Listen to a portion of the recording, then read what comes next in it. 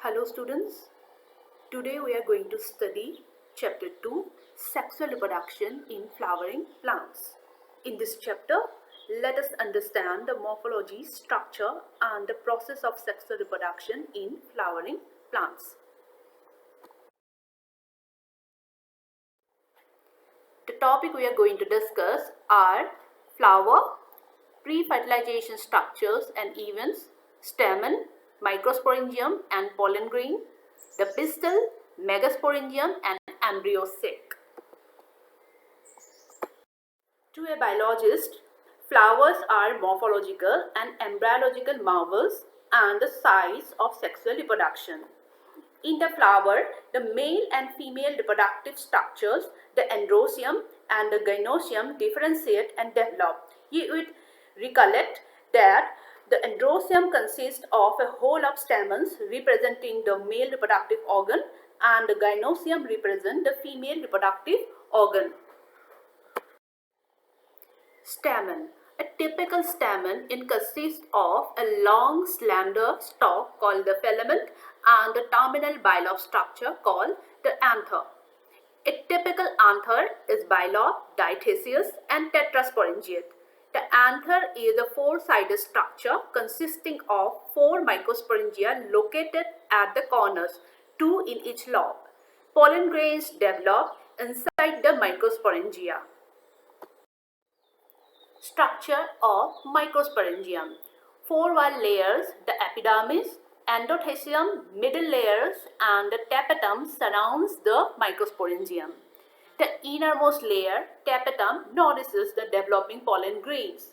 When anther is young, a group of compactly arranged homogeneous cells called the sporogenous tissues occupy the center of each microsporangium. As the anther develop, the cells of sporogenous tissues undergo meiotic division to form microspore tetrad. As each cell of sporogenous tissue is capable of giving rise to a microspore tetrad, each one is a potential pollen or microspore mother cell. The process of formation of microspore form a pollen mother cell through meiosis is called microsporogenesis. Pollen grains. Pollen grains are generally spherical, measuring about 25 to 30 micrometer in diameter. It has a prominent two-layered wall, outer exine and inner intine. Exine is made up of sporopollenin, which is one of the most resistant organic materials known. Exine has prominent aperture called germ spore, where sporopollenin is absent. Intine is a thin and a continuous layer made up of cellulose and pectin. When the pollen grain is mature, it contains two cells, the vegetative cell and the generative cell. The vegetative cell is bigger, has abundant food reserve and a large irregularly shaped nucleus. The generative cell is small and float in the cytoplasm of the vegetative cell. It is spindle shaped with dense cytoplasm and a nucleus. In most of the angiosperm, pollen grains are shaped at this two-cell stage. In the remaining species, the generative cell divide mitotically to give rise to two male gametes before pollen grains are shed. The gynoecium represents the female reproductive part of the flower. The gynoecium may consist of a single pistil or may have more than one pistil. Each pistil has three parts: stigma, style and ovary. Inside the ovary is the ovarian cavity.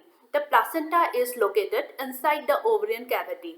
Arising from the placenta are the megasporangia, commonly called ovules.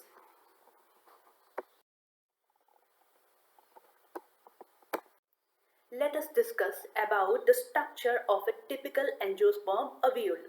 The ovule is a small structure attached to the placenta by means of a stalk called funicle. The body of the ovule fuses with funicle in the region called hilum. Thus, hilum represents the junction between ovule and funicle. Each ovule has one or two protective envelopes called integuments. Integuments encircle the ovule, except at the tip where the small opening called the micropyle is organized. Opposite the micropyle end is the selaja, representing the basal part of the ovule. Enclosed within the integuments is a mass of cell called the nucleus. Cells of the nucleus have abundant reserve food materials. Process of formation of megaspore from megaspore mother cell is called megasporogenesis. Ovules generally differentiate a single megaspore mother cell in the micropylar region of the nucleus. The megaspore mother cell undergoes meiosis. Meiosis results in the formation of 4 megaspores.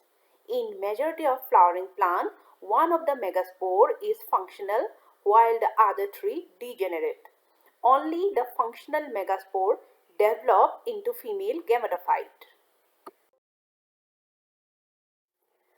Let us discuss formation of the embryo sac in a little more detail. The nucleus of the functional megaspore divides mitotically to form 2 nuclei, which move to the opposite poles, forming the 2-nucleate embryo sac. 2 more sequential mitotic nuclear divisions result in the formation of 4-nucleate and later the 8-nucleate stage of embryo sac. It is of interest to note that these mitotic divisions are strictly free nuclear. That is, the nuclear divisions are not followed immediately by cell wall formation. After the 8th nuclear stage, cell walls are laid down, leading to the organization of the typical female gametophyte or embryo sac. Observe the distribution of cell inside the embryo sac. 6 of the 8 nuclei are surrounded by cell wall and organized into cells. The remaining 2 nuclei, called polar nuclei, are situated below the egg apparatus in the last central cell. There is a characteristic distribution of the cells within the embryo sac. 3 cells are grouped together at the micropylar end and they constitute the egg apparatus. The egg apparatus in turn consists of synergid and 1 egg cell. 3 cells are the salazal and are called antipodals. The last central cells, as mentioned earlier, has 2 polar nuclei. Thus, a typical angiosperm embryo sac at maturity is 8 nucleate and 7 cell structure. Hope you have enjoyed the presentation. Take care and stay safe. Thank you.